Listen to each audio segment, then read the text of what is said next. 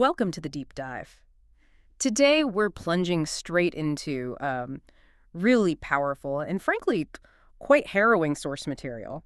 It's Virginia Roberts Giuffre's memoir, Nobody's Girl, which was published posthumously. That's right. Co-authored with the journalist Amy Wallace, it's her final testament. Around 400 pages. And tragically, it came out after her death by suicide in April 2025. She was only 41. So our task today, it feels essential, really. We need to unpack what's in this book.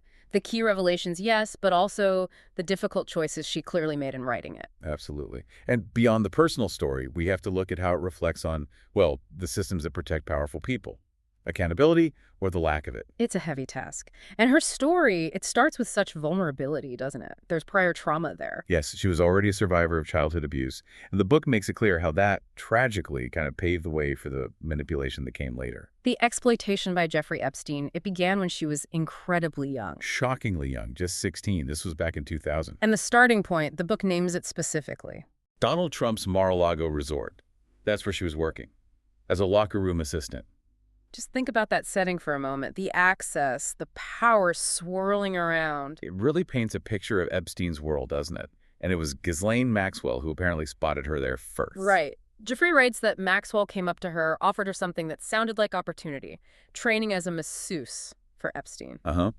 But what the memoir lays out is that this offer was the doorway to years of, well, systematic sexual abuse, exploitation, and being trafficked, she says, to wealthy, influential men all over the world. We really need to pause here because the book does more than just list events. It gets into the how, the psychology of it all. Yes, the mechanism of grooming. That's maybe its most significant contribution. Giuffre offers this incredibly clear, though painful, insight into why she was vulnerable. She uses this unforgettable phrase to describe herself. A pleaser. Exactly. Someone who had figured out early on that survival meant acquiescing, giving in. And that insight is just crucial for understanding what happened next. It really is. She writes, and this is a direct quote, that Epstein and Maxwell knew just how to tap into that same crooked vein. It's such a chilling line. So they weren't just preying on a teenager. They were actively using her past trauma against her. Weaponizing her learned coping mechanisms. They didn't need to force obedience in a simple way. They just needed to trigger that existing pattern. Which completely changes how you think about consent and coercion in these situations. It's not a simple on-off switch. Not at all. And she talks about the psychological impact, the insidious nature of it all. She describes things that sound very much like trauma bonding or elements of Stockholm Syndrome. Like how they offered her a substitute family. Precisely. She says they solidified their power over me by offering me a new sort of family. And Epstein, he wasn't just the abuser. He also offered validation. Yes, telling her she was smart and full of potential. Imagine hearing that when you're young, vulnerable, and desperate for any kind of affirmation. It's a powerful hook, a way to keep someone psychologically trapped. It is. Which makes her later escape and her long fight for justice even more remarkable, really. So why write the book, then? After everything she'd already been through, facing all that scrutiny again? That's a central question the memoir addresses. Amy Wallace, in her introduction, explains Giuffre's motivation. And it was about helping others. Fundamentally, yes. Giuffre apparently said that if she could help even one survivor of abuse, it would be worth all the effort. So it wasn't just about her own story or settling scores. It was an act of advocacy. Definitely.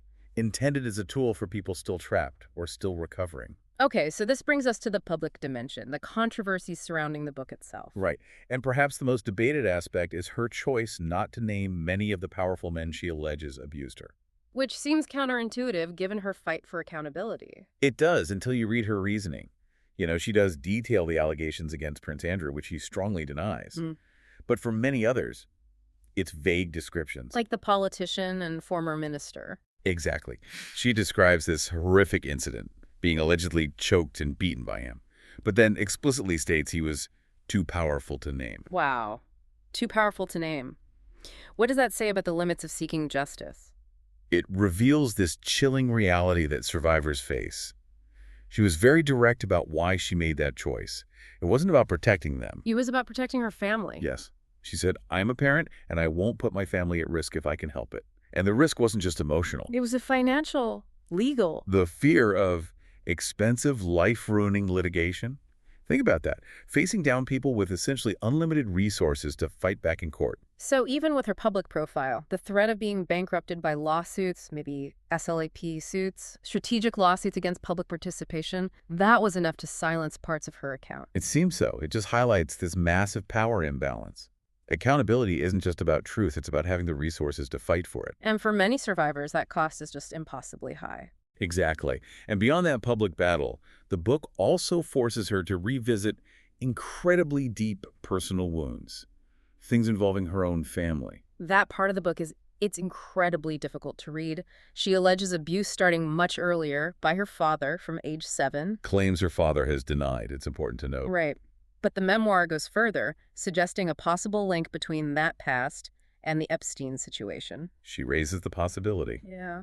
And it's shocking that her father might have received hush money from Epstein. Which led to immense family conflict, didn't it? Her brother confronting their father. Yes, that's detailed in the book, Sky Roberts Jr.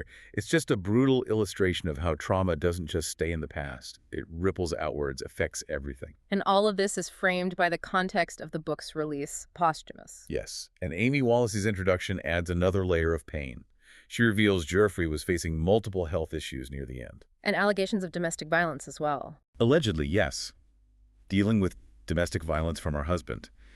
Yet, Wallace writes, even in those final weeks, Giuffre stressed her heartfelt wish that this work be published. It really underscores how vital this felt to her, that her story had to come out no matter the personal cost. It feels like her final, necessary act, a monument to her fight, really. So let's talk about the impact. Now that it's out there, what's the effect? Legally? Culturally? Well, the critical reception seems to have been very strong. The Guardian called it a clear-eyed and necessary account of how sex offenders operate. That seems representative. What do critics seem to value most? Her ability to articulate the psychology of it all, to explain the complex reality of being a victim, the coercion that isn't just physical force. That helps shift the narrative. And legally. It obviously has implications. Huge implications. Her testimony was already key to Ghislaine Maxwell's conviction. Maxwell's serving, 20 years now? Right. And this memoir, with all its detail, likely makes any appeals or sentence reductions for Maxwell much harder. We saw her latest appeal rejected just recently, in October 2025. The book reinforces the evidence against her. What about the wider circle around Epstein, the associates? This book really takes aim at the idea of plausible deniability. Giuffre is blunt about it. She basically says anyone who spent real time with him must have seen something. Pretty much. She writes, anyone who spent any significant amount of time with Epstein saw him touching girls in ways you wouldn't want a creepy old man touching your daughter. That's a powerful accusation. It's saying silence wasn't ignorance. It was a choice. Willful blindness. Exactly. And then there are the even more disturbing hints. The suggestions of potential blackmail. The surveillance aspect. Yes. She specifically mentions a video monitoring room, a video library in Epstein's Manhattan townhouse. Which raises all sorts of questions about whether this was just about Epstein's gratification or about collecting compromising material on powerful people. Leverage. It certainly points in that direction. It suggests a far more calculated operation, potentially. And for listeners, it's crucial to remember the context of how Giuffre herself was treated for years. Oh, absolutely. The stigmatization was relentless. She constantly fought this narrative that she was somehow in it for money or complicit. She even mentions that horrible Daily News headline, doesn't she, calling her a money-hungry sex kitten instead of victim. She does. It just shows the incredible uphill battle survivors face. The media narrative can be so damaging, turning the victim into the villain. So wrapping this up, the memoir functions on two levels, doesn't it? It's this deeply personal, devastating story. And it's also a significant cultural document, a piece of evidence about power, abuse, and complicity. Her request in the book for readers not to turn away feels like the core message. That really does. It's an instruction. Our discomfort, society's tendency to look away, that's what allows this kind of abuse to fester in the shadows. And thinking about her life ending the way it did, it makes some of the earlier legal language just heartbreaking. You mean for the 2009 lawsuit? Yeah, where her lawyers described her injuries resulting in a loss of the capacity to enjoy life and being permanent in nature. Reading that now, knowing the final outcome, it resonates incredibly deeply. It speaks to a life profoundly altered, diminished by trauma, even as she became this incredibly powerful voice. So the final thought it leaves us with, it's about accountability, but maybe broader than we usually think. I think so. It's not just about convicting Epstein or Maxwell. The book forces us to ask about the network. Who knew? Who stayed silent? Why? It suggests accountability is also about witnessing, about confronting uncomfortable truths. Exactly. Confronting the truth, not just prosecuting the crime. That seems to be her final urgent plea. A truly essential read, however difficult. Thank you for this deep dive today.